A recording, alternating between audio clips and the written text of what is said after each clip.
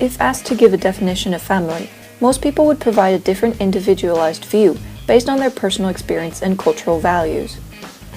The word family itself has referred to different sets of people at different times and changed its meaning over the past century to a small kin group living in the same house. The Australian Bureau of Statistics defined family as two or more persons, one of whom is at least 15 years of age, who are related by blood, marriage, adoption, step or fostering, and who are usually resident in the same household. After moving away from biological determinism, a few theoretical perspectives within sociology have dominated family study in the past century: functionalism, criticism, and postmodernism. To functionalism, family consisted of adults of both genders and having one or more children, through its functions to fulfill. Social-economical changes in the 1970s stimulated expansion of critical theories such as anti-psychiatry, socialism, and feminism. Postmodernism declared the absence of logical projection of stages, a family model admitting that the postmodern family lurches forward and backward into an uncertain future. Being embedded in the body of society, family has reflected the multiple changes that Australian and Western societies has undergone after World War II. Social and economical changes such as increase of married women's labor force participation, birth control, decrease of fertility rate, divorce, cohabitation, same-sex relationship was viewed as self-destructive mechanism. Amongst those types are nuclear families consisting of parents and their children, extended, single-parent, step-families and blended families, empty nest families when children have moved out of the home, and homosexual families.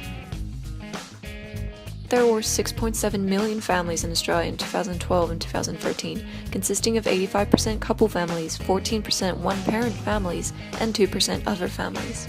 Families with children decreased to 58% in 2012 and 13. In 2009 and 10, 73% of children lived in families with both parents, 9% in step or blended families, and 18% in one-parent families. Cultural diversity of family is an essential part of Australian society.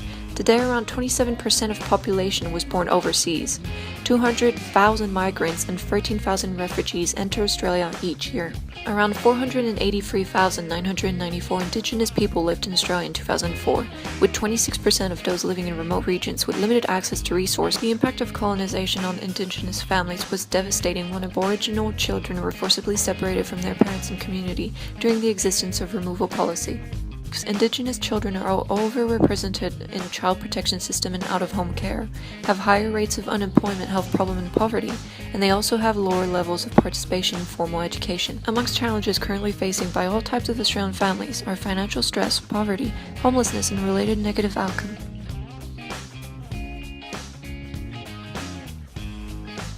Financial stress can be caused by job loss, rise of costs in housing, electricity and food, tax raise, and health issues. Australian statistics suggest in 1992 almost two-thirds of children in one-parent families live with a parent who was non-labor force or was unemployed.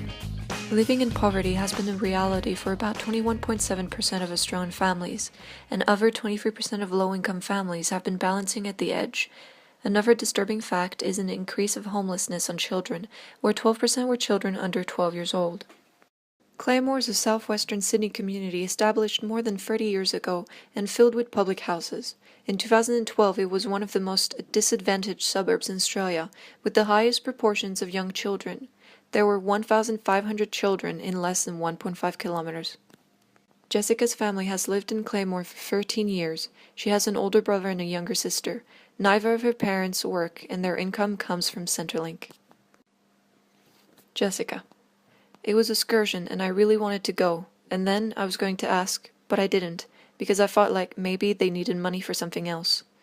Hayden: I hear my parents arguing and I just get really angry about it. The anger carries around with me.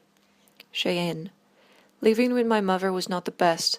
Me and my mother fought like cats and dogs, and my father, he was just not the best person to be around. The boys here, from 10 up, try to prove themselves to everybody, and they get drunk, they smoke a bit of weed, and they burn houses down. Kirsten is a single mother caring for 5 children, 2 of her own and 3 of her sisters. Drug addiction, mental problems. She would bring her paranoia out onto her children, wouldn't let the kids play outside. She shaved Alana's head as a child so that nobody would rape her. When assessing the children's circumstances by Maslow's hierarchy of needs, it's become evident that their physiological needs, safety, belonging, and needs for love have not been met. Poverty negatively impacts on children's microsystem and becomes a risk factor for their development. Families are not entirely self-sufficient and should not be left to deal with the challenges on their own. To achieve the best outcomes, some actions should be taken at each level: family, childcare, school, society. For parents, it is important to increase their social capital, expanding it beyond welfare services. It links to better care for children and impacts on economic and physical well-being. Early childhood educators and services are also becoming impacted by challenges faced by families. Many families are constantly in a rush and don't spend enough time with their children, do not communicate with educators regularly, have difficulties providing kids with healthy food due to some financial hardship, etc. Centers can support families by providing information and connecting them to relevant services, community groups, and local resources, being empathetic and responsive to the families, advocating for the children's needs, and reporting concerns if needed. Research also shows that it is more cost-effective to prevent problems than deal with its negative outcomes later.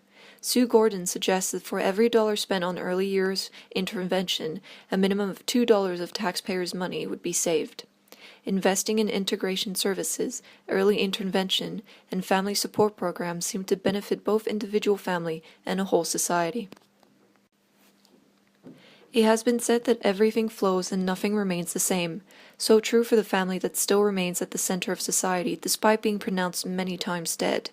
New forms of families have emerged. Parental roles become shifted within the family. As early childhood professionals, it is important to create an environment that reflects current changes and makes all families apparent, accepted, and equally supported.